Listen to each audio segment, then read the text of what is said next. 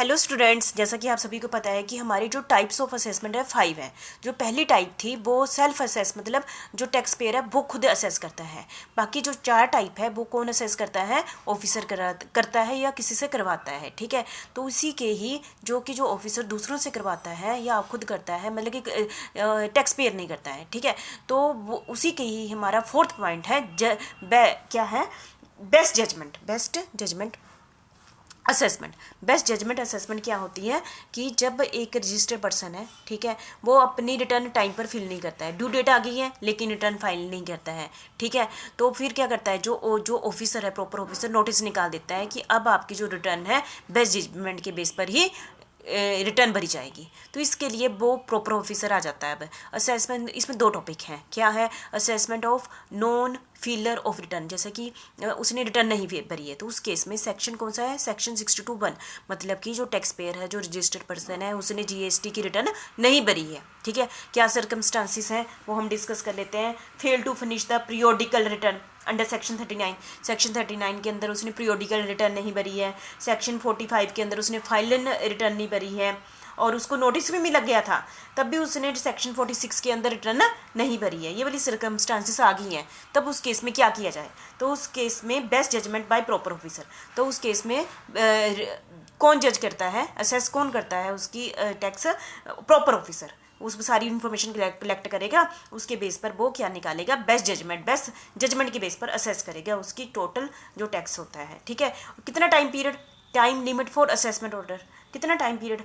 The proper officer में issue an assessment order within period of 5 year. देखो बहुत ज़्यादा टाइम है। कितना पीरियड? 5 साल from the due date specified under section 44 for furnishing of annual return for the financial year to which the tax not paid relate. ठीक है, तो आप समझ गए होंगे हमारा इसी के बीच में deemed withdrawal of assessment order. जैसे कि उसको असेसमेंट ऑर्डर के हो गया ना कि आपकी जो आपने तो रिटर्न भरी नहीं, अब आपकी जो भी रिटर्न है या जो भी टैक्स बनता है वो जजमेंट के बेस पर होगा, है ना, जजमेंट असेसमेंट के बेस पर होगा।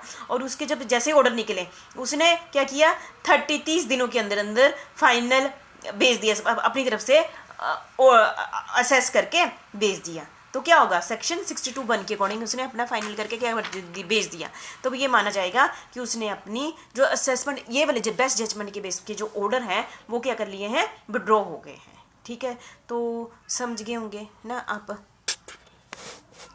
क्लियर है ना आपको? एक मिनट, स्क्रीन आप दिखाई दे रही है ना?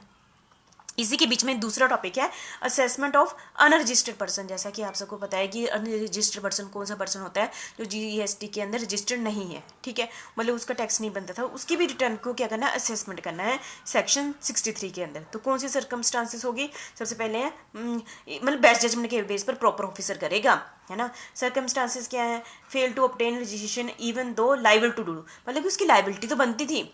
ऐसा पर्सन जिसकी लाइबिलिटी टैक्स देने की बनती है लेकिन वो अभी रजिस्टर्ड नहीं हुआ है। ठीक है, और whose registration has been cancelled under section 29(2) but who was liable to pay tax, मतलब कि उसकी रजिस्ट्रेशन कैंसिल हो गई है लेकिन उसकी, मतलब दोनों ही केसेस में कहने का मतलब है अनरजिस्टर्ड पर्सन वो जिसकी टैक्स देने की लाइबिलिटी तो है लेकिन वो रजिस्टर्ड नहीं है। तो ऐसी सर्कमस्टांसिस आ गई हैं। तो best judgement by proper officer, कौन जजमेंट के कौन उसका जजमेंट करता है? रिटर्न की या टैक्स की लाइबिलिटी बन जाती है, प्रॉपर ऑफिसर की बन जाती है। तीसरा वही है हमारा topic, time limit for assessment order. इसमें भी वैसे ही है, with in a period of 5 year from the date specified under section 44 for furnishing of annual return for the financial year to which the tax not paid relates. तो same हमारी जो third topic था पिछले topic जैसा ही है। ठीक है, तो आपको पता चल गया 2 ही केसेस हैं जब वो रिटर्न नहीं भरता है। दूसरा है कि अनरजिस्टर्ड पर्सन है जिसकी टैक्स की लाइबिलिटी तो बनती है लेकिन प्रेजेंट टाइम में सर्कमस्टांसिस ऐसी हैं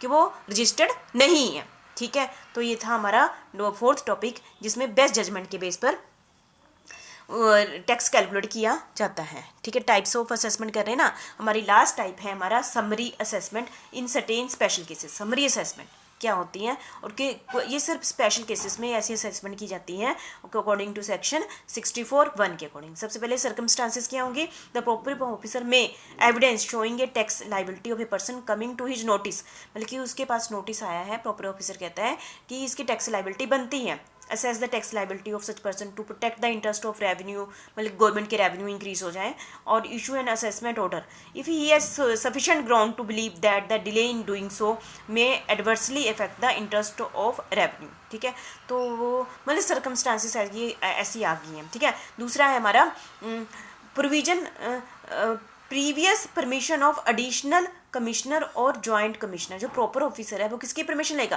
प्रॉपर ऑफिसर किसकी परमिशन लेगा, जॉइंट कमिश्नर की लेगा और एडिशनल कमिश्नर की परमिशन लेगा, तभी ये बड़ा टॉपिक ऐसे असेसमेंट करेंगे। लाइबिलिटी ऑफ पर्सन, लाइबिलिटी तो हमेशा taxable person to whom the liable, मतलब कि वो उसकी लाइबिलिटी है, pertains is not ascertain and such liability pertains to supply of goods, person in charge of such goods shall be deemed to be taxable person, liable to be assessed and liable to pay tax and other amount due thereon। ठीक है, withdrawal of assessment order, ये वाली withdraw कब होगी, according to section 64(2), जैसा कि हमने best judgement के केस में भी ऑर्डर विड्रॉ हो गए थे ना, जैसे एप्लीकेशन में भी टैक्सेबल पर्सन 30 दिन के अंदर, वही सेम केस 30 दिन के अंदर वो जैसे ये वाले ऑर्डर उसको मिले, उसने अपनी तरफ से क्या किया, दे दिया। ठीक है, जैसे कि ऑर्डर मिले, किससे मिले, if the additional commissioner joint commissioner consider that such order is गलत है, यदि जॉइंट कमिश्नर ये देखता है कि जो हमने ऑर्डर दिए, जो ऑफिसर है वो ऑर्डर गलत है, तो such order follow the proceed laid down in section 73 और सेक्शन 74, तो वो ये ऑर्डर क्या हो जाते हैं, कैंसिल हो जाते हैं। तो इसी के साथ मैं कंप्लीट करती हूँ टाइप्स ऑफ असेसमेंट। आपने इसको अच्छे ढंग से कर लेना, पेपर के लिए भी इंपॉर्टेंट है कि असेसमेंट किसे कहते हैं, कि अपने आप में अलग क्वेश्चन है, जैसे रिटर्न है, हमने बहुत सारी वीडियो बनाई रिटर्न किसे कहते हैं ना, ऐसे ही असेसमेंट, ये छोटा सा टॉपिक है, असेसमेंट किसे कहते हैं और टाइप्स ऑफ असेसमेंट, उसी की डेफिनेशन के अंदर आपका पेपर के लिए आ गया। ठीक है, थैंक यू वेरी मच।